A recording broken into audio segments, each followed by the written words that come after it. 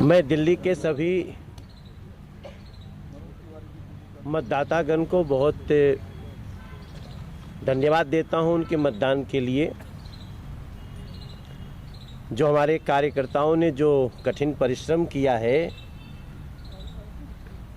जो लगातार उन्होंने अपना एफर्ट किया है, हमारे भारतीय जनता पार्टी एनडीए के सभी कार्यकर्ताओं ने, उनके मेहनत के लिए सबको बहुत साधुवाद देता हूं। बहुत मेहनत करी है कार्यकर्ताओं ने और दिल्ली की जनता का ये जो जनादेश है उसको सर माथे रखते हुए मैं अरविंद केजरीवाल जी को बहुत बधाई देना चाहता हूं। मुझे पूरी उम्मीद है कि वो दिल्ली की आकांक्षाओं के अनुरूप दिल्ली सरकार में अच्छा करते हुए दिल्ली को उसके अपेक्षाओं की पूर्ति करेंगे और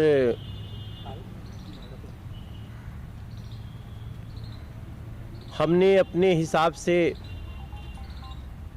काफ़ी अपेक्षाएं रखी थीं।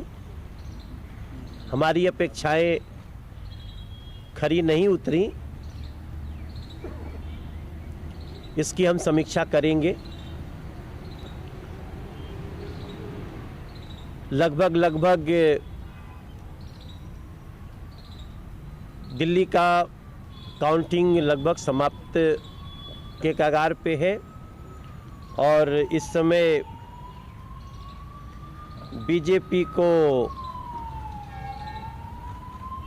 अभी जो मैं निकला हूं देखते हुए तो लगभग 7 सीटों की बढ़त या जीत दिख रही है।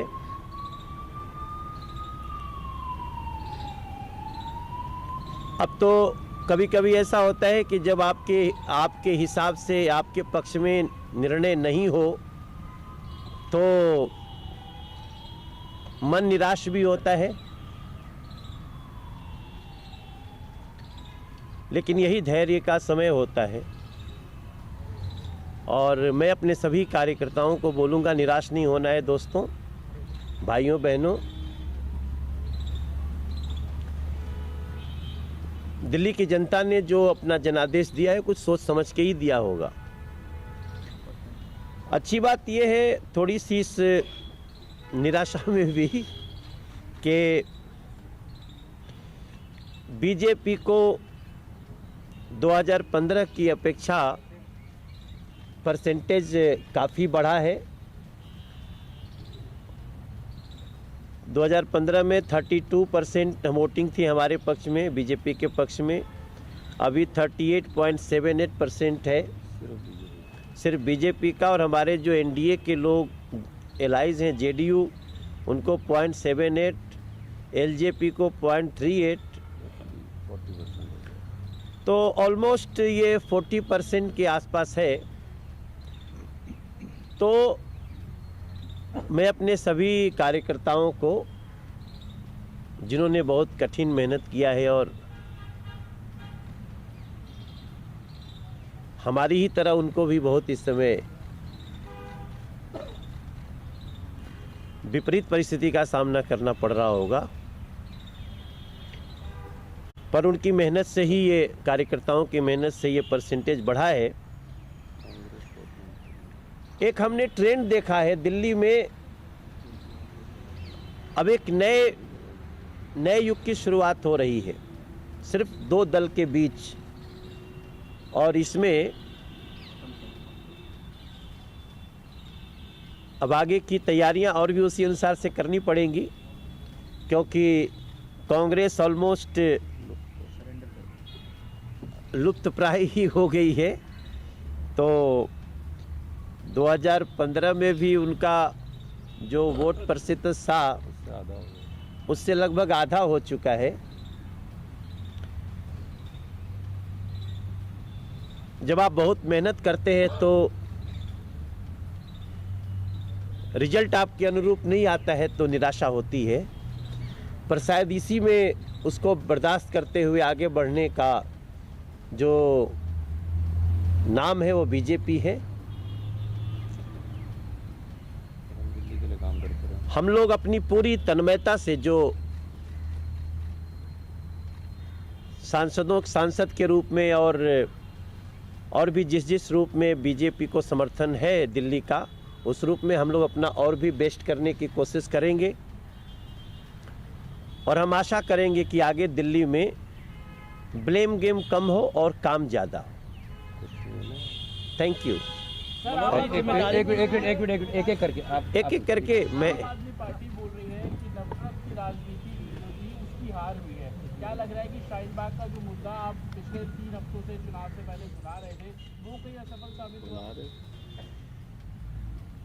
देखिए, हम कभी नफरत की राजनीति करते ही नहीं। हम तो हमेशा सबका साथ सबका विकास की ही राजनीति करते हैं। इस चुनाव में और भी जितनी बातें आई होंगी, अब तो चुनाव में बहुत सारी बातें होती हैं, जब जैसा माहौल होता है वो आता है, लेकिन हम लोगों ने कभी नहीं चाहा कि लोगों का, अब चाहेंगे भविष्य में भी नहीं चाहेंगे कि लोगों का 60-60 दिन उनका रास्ता रुक जाए और लोग आकर के अपने प्रोटेस्ट के लिए, जैसा सुप्रीम कोर्ट भी, माननीय सुप्रीम कोर्ट कह रहे हैं कि ऐसा नहीं होना चाहिए कि अपने प्रोटेस्ट के लिए रास्ता ही रोक दो 2-2 महीना। हम उसका कल भी विरोधी थे, हम उसके आज भी विरोधी।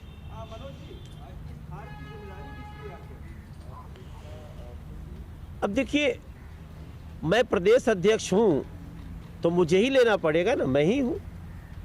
मैं तो पहले भी बोला हूं और हम इसकी पूरी समीक्षा करेंगे। तो प्रदेश अध्यक्ष थोड़ी अपनी जिम्मेदारी से भाग सकते हैं। क्या लग रहा है आपको कि ये फ्री वाला जो मामला था वो आप अपने घोषणा पत्र में नहीं लाए और इसका असर ज़्यादा हुआ? फ्री का एक इसका ट्रेंड जो है एक कलकत्ता में और दूसरा महाराष्ट्र में भी बिजली का फ्री देने का शुरू हो गया है। तो भाजपा इसमें आप लोग शुरू में बात भी किए कि हम अपने उसमें घोषणा पत्र में लाए, इसके बाद आप लोग कुछ सांसद आपके प्रपोज भी किए, लेकिन क्या कारण है कि दिल्ली में कौन लोग वो है जो घोषणा पत्र में उसको शामिल नहीं किए? और आज क्या मानते हैं आप? देखिए, आमतौर पे बीजेपी का ये ध्येय रहता है कि हम जो कहें वो करें, हम जो कहेंगे वो करेंगे। तो ऐसी कोई बात कि कहने के बाद हमको उसमें कुछ और हिसाब किताब लगाना पड़ेगा, हम उससे बचते हैं। तो इसकी हम समीक्षा बाद में करेंगे। मनोज जी एक मिनट भैया, नीरज आपका ट्वीट रखा है, मैंने संभाल के उसको डिलीट कर दूं पहली चीज। दूसरा ये सारी जगह पे समस्याएं तो वही है। किया था कि 48 सीट आप जीतेंगे। जी, देखिए, मैं प्रदेश का अध्यक्ष हूँ तो हमारा अपना सर्वे होता है। प्रदेश अध्यक्ष को ये थोड़ी बोलना चाहिए कि हम जी हार गए हैं पहले ही, कोई ऐसा तो नहीं बोलेगा। और जब तक रिजल्ट ना आ जाए, एग्जैक्ट पोल ना आ जाए, किसी को ऐसा कहना भी नहीं चाहिए।